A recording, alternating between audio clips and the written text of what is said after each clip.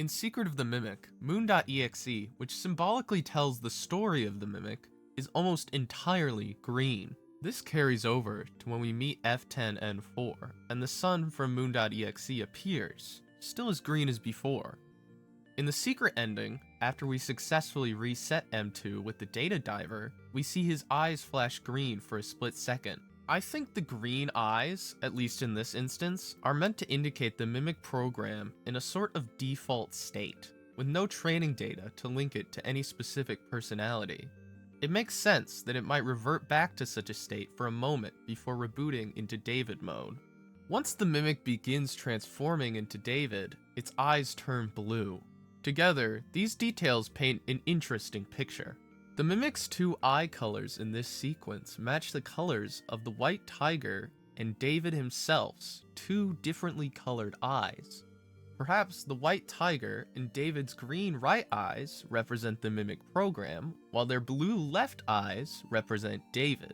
That is not to say either are versions of the Mimic, are being controlled by the Mimic, or anything like that.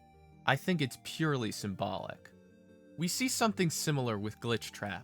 Two juxtaposed colors, seemingly representing the Mimic program and the specific person it's mimicking. He appears as green with purple eyes throughout Help Wanted. We also see a Spring Bonnie plushie with the same color scheme in Princess Quest 3. This time, the rabbit itself is entirely green, while a sort of purple energy swirls around it.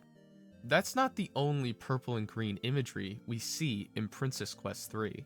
Right away, the title screen glitches with purple and green chromatic aberration when we press start.